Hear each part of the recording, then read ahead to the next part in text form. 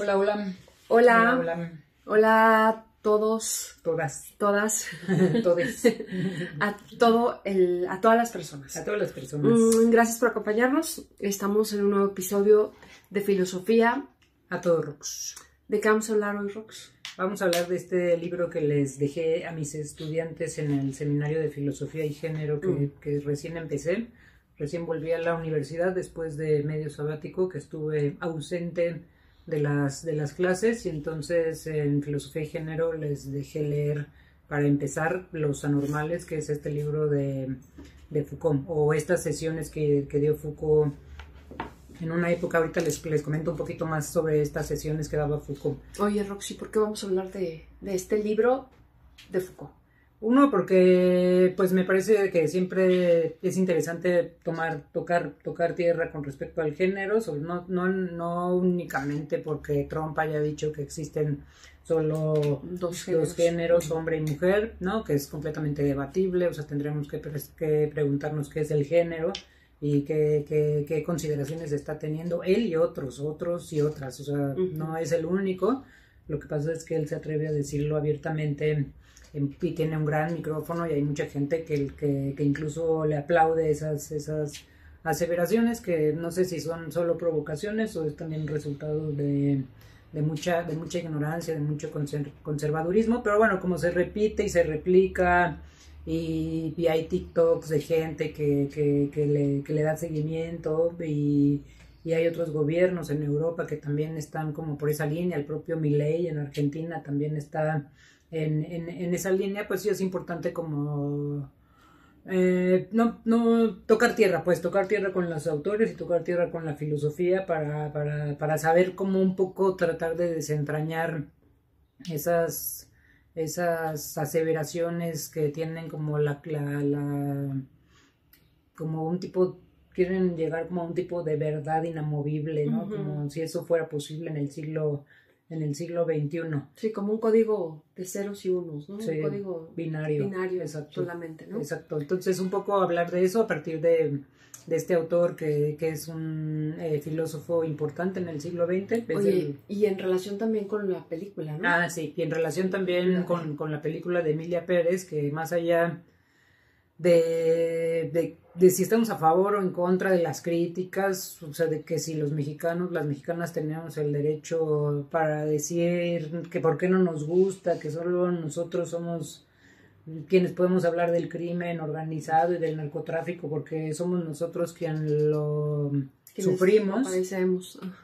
Lo cual me parece también muy descabellado. O sea, una película es una película, punto y aparte de si está, que es lo mismo que pasó con la película de Queer que vimos, que también pues está recreada ciertos pues casi creo que toda la película está recreada. O sea, todo lo que es en la Ciudad de México está recreado. Sí se ve bastante chafa desde mi perspectiva, o sea, porque pues no le ayuda mucho, ¿no? No le ayuda mucho la actuación. Se ve muy artificial. De Daniel Craig. De hecho, pues salimos de la película porque no le veíamos pies ni cabeza, y la historia estaba muy más de lo mismo.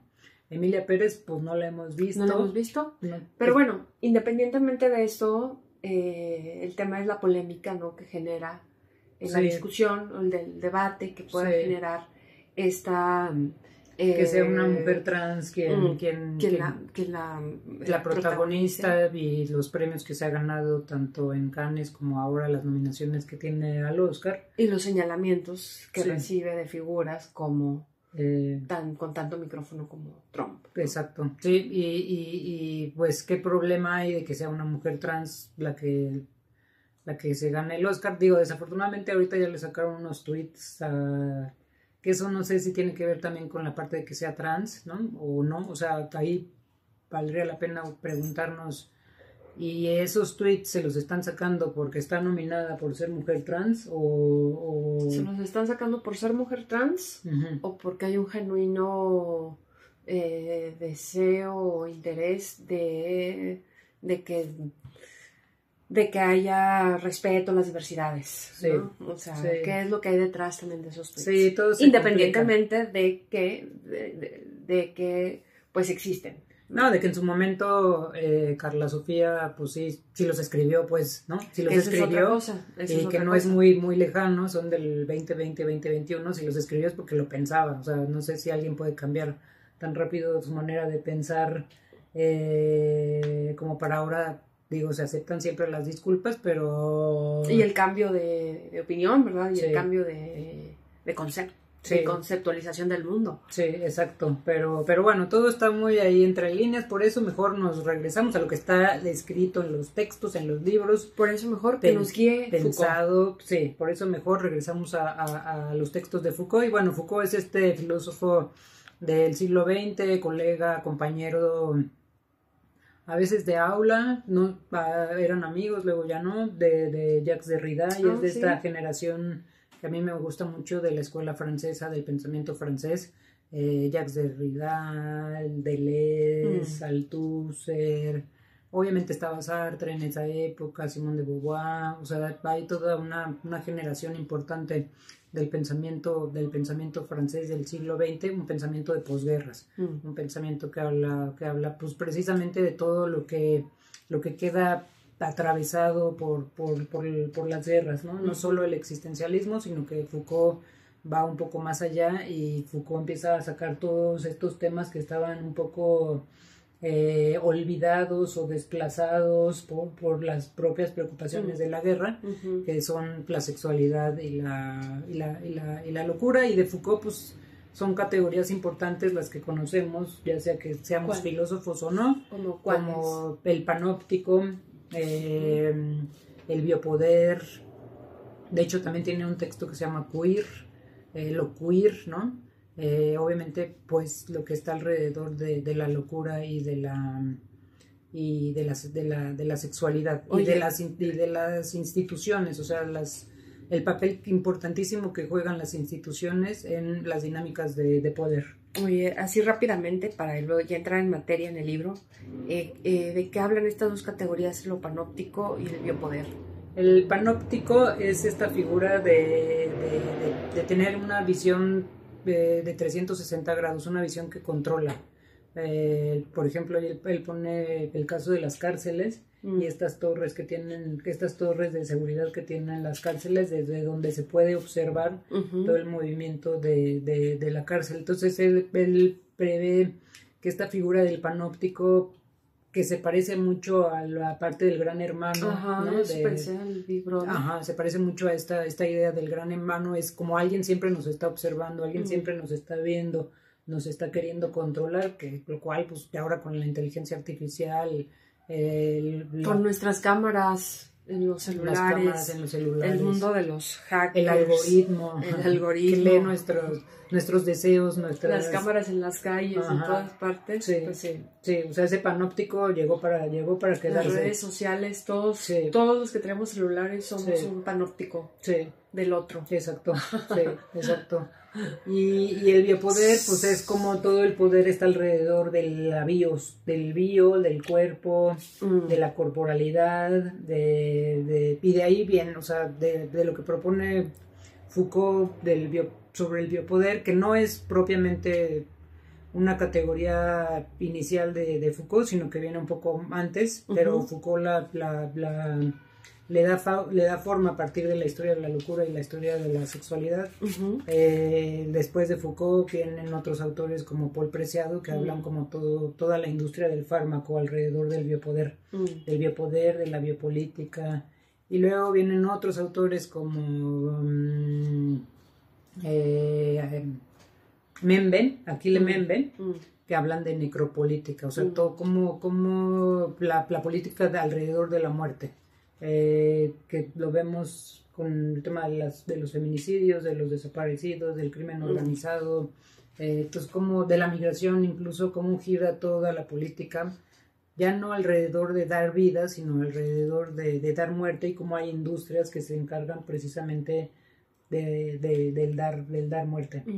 Entonces, entre otras muchas cosas, Foucault es de estos filósofos que era muy claro que pertenecieron al estructuralismo francés y que con el paso de los años se fueron distanciando de ese estructuralismo. Foucault en algunas entrevistas ya al final pues negó que pertenecía al estructuralismo, pero hay textos que sin duda lo ciñen a eso, como Arqueología del Saber o Las Palabras y las Cosas. O sea, hay ciertos análisis que hace. De hecho, ahí tiene un análisis bien bonito que es sobre las meninas de Velázquez. Y en ese texto de las meninas es 100% estructuralista. ¿Cuál es ese texto? Se llama así Las Meninas. Está creo que en Las Palabras y las Cosas.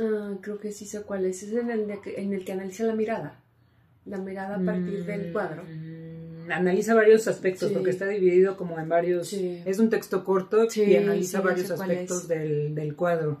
El punto de fuga, el lugar de los personajes. Es un texto bonito. Muy bonito. Sí. Y metodológicamente Foucault pues era un genio. O sea, así como Kant en su época era un genio de la sistematicidad, de la argumentación y de lo que en su momento, no me acuerdo en qué episodio hablamos de Kant, pero lo que tiene Kant es que es progresivo. La sistematización de Kant es progresiva. Entonces Kant te lleva del punto cero hasta donde quiere desplegar su propuesta de pensamiento filosófica. Y Foucault le hace todo el honor a la historia de las ideas, a la historia de las ideas filosóficas. Foucault fue un gran referente para el archivo filosófico, para irse no solo para dejar archivos importantes de lo que él estaba trabajando, sino también para hacer trabajo de archivo. Todos sus textos, pero especialmente estos que corresponden a las lecciones que dio durante 10 años en París. Todos estos libros, porque de cada seminario se hicieron libros, están llenos de información de archivo importante. Y de hecho Foucault no pudo haber trabajado la historia de la locura y la historia de la sexualidad si no hubiera obviamente echado un clavado en los archivos. Y de hecho un poco me recuerda a este podcast que a mí me está gustando mucho, que es el de las hijas de Felipe. Estas dos españolas muy jóvenes que trabajan barroco, conventos, monjas, y toda la realidad del siglo XVI, del siglo XVII, no solo en España, también tienen mucho interés en lo que estaba pasando en las colonias y específicamente en México. En la Nueva España. Ese trabajo que están haciendo ellas, que es muy bueno para poderlo llevar a un podcast, que además está teniendo como mucho auge, mucho interés por parte de la gente. Es un poco el trabajo que hace Foucault en estos textos, ¿no? Mucho trabajo de archivo, mucho trabajo de revisar pues esos documentos donde a lo mejor nosotros no tenemos acceso o no nos interesa o no sabemos cómo acceder a esos documentos. Entonces Foucault le hace un gran honor a la historia de las ideas, la historia de las ideas filosóficas. Es un excelente, para mí es de leer los textos de Foucault, es leerlos en varias pistas al mismo tiempo. Lo que Foucault está pensando, lo que Foucault está proponiendo, pero también todo el archivo. Todo lo que trae detrás. Sí, y que entonces las notas a pie de los textos en Foucault es prácticamente leer otro libro. O sea, es prácticamente ir anotando. O sea, cada página te lleva a otra lectura, a otra lectura, a otra lectura. Y eso, obvio, entiendo que puede ser cansado para la gente que no encuentra un goce en eso, y a la mejor está frustrante, como para mí, de no poder tener el tiempo para dedicarle a las lecturas que le está proponiendo. Entonces para mí es uno de los grandes, sin duda. No lo he trabajado tanto como a Derrida, pero me parece uno de los grandes pensadores del siglo XX, sin duda. Oye, sin duda. Ya para entrar en este libro, me gustaría, préstalo un tantito. Estoy observando el libro y si se fijan, ahí son tenedores. Son tenedores. Prácticamente todos se ven iguales, alguno. ¿no? Entonces ahí es donde nos está hablando del que es diferente, ¿no? De los anormales. Y ahí es donde nos habla de los anormales. Si ya detectaron cuál es, súper, no se los voy a mostrar. Sí, esta edición es del Fondo de Cultura Económica. Muy buena. La traducción al español que está en 2 editoriales. Una es la de, creo que Alianza, que es la española. Y no es Alianza. Acal. Hay 2 tenedores. Acal. Son 2 tenedores que son diferentes. Es Acal y esta es del Fondo de Cultura y seguro lo encuentran en PDF.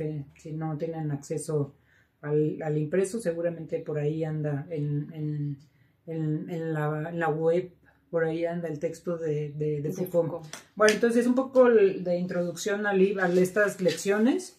Estos son los cursos en el Collège de France entre 1971 hasta 1984.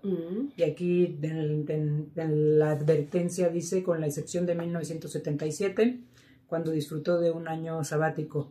Entonces, estas son lecciones que dio por 10 años seguidos Foucault, seminarios que dio por 10 años seguidos, y dice que estas lecciones las daba de enero a marzo. Entonces son 26 horas de cátedra por año. Cada año debían exponer una investigación original, lo que les exige una renovación constante del contenido de su enseñanza, que eso es real. Los que nos dedicamos a la enseñanza en general, pues cada semestre que tenemos que presentar de materias nuevas o asignaturas nuevas, pues lo ideal, ¿no? No es que todos los hagan, pero lo ideal es que pues nos actualicemos en la bibliografía, y que volvamos a leer textos que ya de alguna manera habíamos leído en otros momentos, como este que yo ya había leído pues hace un año, y que ahora que se los volví a dejar lo estoy volviendo a leer, y entonces estoy haciendo como una lectura distinta del texto, que de hecho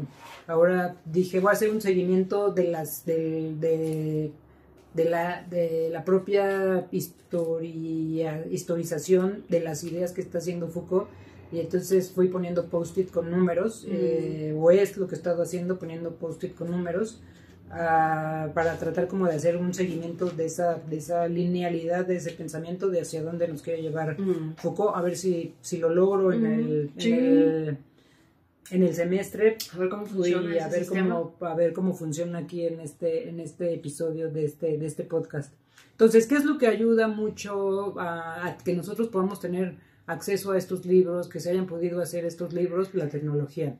Estos seminarios prácticamente eran grabados por la gente que estaba ahí, o sea, estos seminarios eran abiertos al público en general. Entonces podía llegar cualquiera, podían llegar estudiantes, periodistas, o sea, se llenaban la sala. Y una de las quejas, ¿no?, de Foucault, dice aquí, Foucault se quejó con frecuencia de la distancia que solía haber entre él y su público, y de los escasos intercambios que la forma del curso hacía posibles. Soñaba con un seminario que fuera el ámbito de un verdadero trabajo colectivo. Eso difícilmente se logra cuando los intereses de quienes están presentes en un seminario de estas características es tan diverso, y cuando es tan abierto, ¿no? No, y sobre todo es cuando es tan abierto al público en general, que ese es el gran reto además, y ese es un reto importante para, por ejemplo, en la UACM ese es nuestro reto, porque nuestros estudiantes son muy diversos, con una educación bien distinta entre ellos mismos, pero ese es el reto, poder... Y ustedes lo abren a la comunidad. No todos, yo sí, mis seminarios siempre están abiertos, pero no todos. Entonces, podemos tener estos textos justo porque de todas estas personas que iban a los seminarios, había siempre alguien que llevaba sus grabadoras. Sus grabadoras, me imagino, las grandototas. Y entonces... después alguien más se da la tarea de compilar todos estos textos, además de que Foucault escribía sus textos, que eso es otra de las grandes labores de estos personajes, que no solo van a improvisar a los seminarios, sino que realmente llevan ya escritas sus textos. Entonces lo que hacen los editores es cotejar la grabación oral con los textos. El texto para ver qué cambió del texto a la grabación. Sí, porque hay momentos donde aquí en las notas a pie de página del editor dice, pues no se entiende bien en las páginas, o esto parece que se lo saltó porque ya no le alcanzó el tiempo. Entonces es bien interesante el trabajo de estos libros. Yo los recomiendo mucho en términos didácticos, filosóficos, de una primera aproximación a los textos de Foucault. Me parece, al pensamiento en general de Foucault, me parece súper interesante. Entonces, yo empecé aquí a subrayar mi punto número 1, porque como yo ahora estoy dando seminarios, yo también un poco lo que siento de repente es que dar seminarios es un camino bien en solitario, porque la gente no está acostumbrada a un trabajo colectivo, un trabajo del pensamiento colectivo. Entonces voy a citar aquí lo que decía Foucault. Tendría que poder discutirse lo que he propuesto, porque uno llega con esa aspiración a los salones de clase, incluso al propio podcast, ¿no? Al debate. Ajá. Discutamos lo que estoy proponiendo, porque no es que yo lo sepa todo, no es que tenga todo el conocimiento, es que quiero saber qué es lo que están pensando ustedes, no solo de lo que yo estoy diciendo, sino de lo que ustedes saben, de la experiencia de vida. A veces cuando la clase no es buena, que hay muchas ocasiones que la clase no es buena, ¿no? No, porque no vas de humor, porque tienes hambre, porque tienes sueño, porque no dormiste bien, porque hace calor, no te atrae, ¿no? Porque sí, son N cantidad de variables. No hay una silla libre, sí. Tienes sed. Bastaría poca cosa, una pregunta para volver a poner todo en su lugar. Pero esa pregunta nunca se plantea. En Francia, el efecto de grupo hace imposible cualquier discusión real. Y como no hay un canal de retorno, el curso teatraliza, que esto es algo que les decía a mis estudiantes justo la semana pasada. Los y las docentes nos volvemos como en actores, porque pues cuando una sesión no está buena, pues tienes que sacar de tu arsenal lo mejor que para llamar la atención. Porque si no se te cae el tu grupo. caja de magos tienes que sacar. Entonces tienes que aprender como esas dotes de actuación cuando estás platicando sobre una anécdota para poder regresar la atención y poder llevarlo a lo que finalmente quieres llevar en el curso. Entonces dice, tengo una relación de actor o de acróbata con las personas presentes.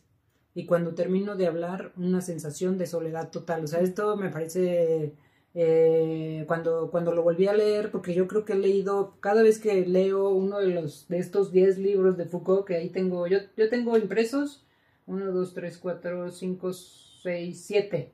Cada vez que abro uno de estos libros, vuelvo a leer la advertencia, vuelvo a leer esta cita de Foucault, y digo, claro, yo así 100% me identifico, o sea, firmo esto que dice Foucault, de sí, pasas de ser de hacer este performance en el salón de clases a cuando se acaba la clase, se acabó. Un gran alivio, pero también esta sensación de soledad, ¿no? Claro. Y siempre, a mí siempre me queda la duda de, ¿y si habrán entendido, captado lo que les quería transmitir? O sea, siempre me queda esa duda. Entonces, gente que va a los seminarios, participen con preguntas, siempre son bienvenidas las preguntas, las dudas, los comentarios, las anécdotas, siempre son bienvenidas. Bueno, y ya entrando de lleno en este texto y en lo que les digo de la línea, que obviamente no nos va a dar tiempo en este episodio, pero lo podemos trabajar. No podemos seguir trabajando en el siguiente. Más adelante, ya entrando de lleno. Para generar discusión y que no haya esa sensación de soledad. Sí, sí, para empezar de lleno en la línea que yo encuentro en el trabajo, o sea, quitémosle un poquito, no la paja, sino quitémosle un poquito el exceso de información, de pensamiento, de cosas que nos está diciendo Foucault, y encontremos esa línea que atraviesa todo el texto. Entonces quiero empezar con esto. El género o el reducir que hay dos géneros para mí tiene que ver con esto. Y dice Foucault, querría detenerme un instante en esta relación verdad-justicia, porque es desde luego uno de los temas fundamentales de la filosofía occidental. Y creo, en particular en este siglo XXI, está bien trasnochado. O sea, esta relación verdad-justicia está completamente trasnochada. ¿Por qué? Porque vemos que hay quienes ostentan la verdad, que son estos personajes como Trump, que toman el micrófono y que a partir de eso dicen una barbaridad de cosas que se asumen como verdad, que hay una población que las asume como verdad. Lo mismo pasa en México y lo mismo pasa en el resto del mundo, ¿sí? Pero eso que ellos asumen como verdad está cerca o completamente alejado de la justicia. O sea, esas son las cuestiones que a nosotros nos tendríamos que empezar a cuestionar. Esto que está diciendo Trump, de que solo existen dos géneros, hombre y mujer, uno, ¿es una verdad? ¿Y qué tan cercano o qué tan alejado está de la justicia? De la justicia de los grupos, de las personas que ya dieron la lucha, de la justicia de las personas que no se identifican con ninguno de esos géneros, de la justicia, no de la justicia como el aparato, como la ley, como la institución, como el derecho, eso lo dice Derrida, sino como la justicia de hacer justicia a lo que yo estoy sintiendo. Claro. Ahí tenemos un problema bien grave, bien difícil de destrabar. ¿Qué es mejor? ¿Tener verdad o hacer valer la justicia? Es un tema donde hay que seguir trabajando, sobre todo en este siglo XXI. Entonces sigue: después de todo, uno de los supuestos más inmediatos y radicales de cualquier discurso judicial, político, crítico, es que existe una pertenencia esencial entre el enunciado de la verdad y la práctica de la justicia. O sea, ese intermedio del enunciado de la verdad y la práctica de la justicia es bien debatible. ¿Y por qué llega a esa primera, pues si no conclusión, sí primera problemática? Sí. ¿Por qué llega? Porque recupera, y aquí es donde les digo la importancia del archivo, porque recupera algunos fragmentos de ciertos juicios que se le hicieron a personas hermafroditas en los años 1880. Todavía en estos textos se habla de hermafroditismo, cuando ya sabemos que el hermafroditismo cambió por intersexual. Entonces,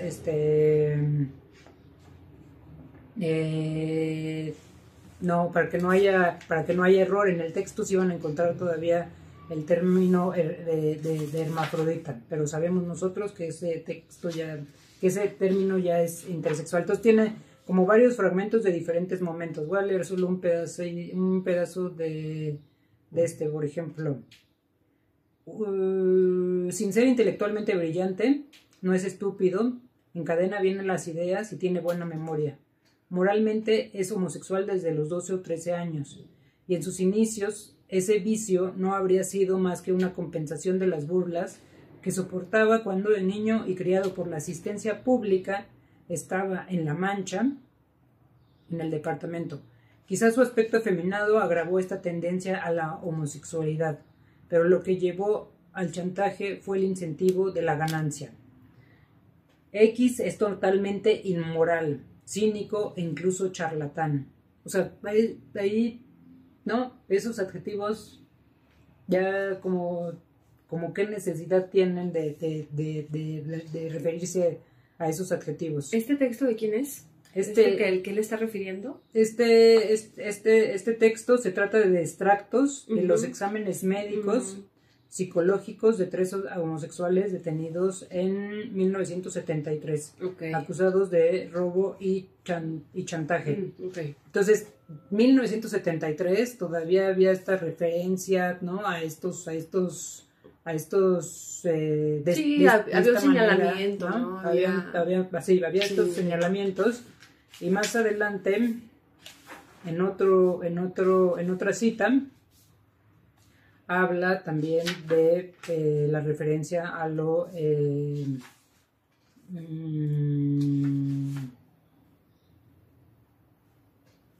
a lo hermafrodita, pero creo que está todavía más adelante.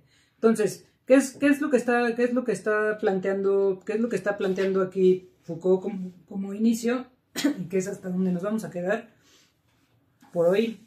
Es precisamente qué es preferible, hablar de la verdad o de la justicia. Se puede encontrar un término medio entre estos cuando nos estamos refiriendo a que seguramente no solo existen dos géneros y que el género es un constructo social. O sea, claramente sé que al referirse a los anormales como anormales ahora es políticamente incorrecto, pero ¿cuántos siglos no se hizo burla de lo anormal? ¿En cuántos momentos no solo no se hizo burla, sino que se sacó provecho de lo anormal? Pensemos en los circos, ¿no? Claro. Los circos que contrataban gente barbuda o gente de baja talla, como lo vi ahora ya en el periódico, ¿no? Sí. Ya no se dice enano, se dice de baja talla, ya no se dice discapacitado. Pero el hecho que cambiemos nosotros el lenguaje realmente favorece que estamos haciendo justicia, que estamos llevando realmente una práctica la justicia, ¿o no? Claro. Ahí lo dejamos. Sí, claro, son buenas preguntas porque también nos obligan a cuestionarnos lo que ya hemos platicado en otras ocasiones. Finalmente, bueno, ¿qué entendemos como verdad? ¿Qué entendemos como justicia? ¿No? Y en el caso de este libro, ¿qué entendemos por anormalidad? Sí. ¿No?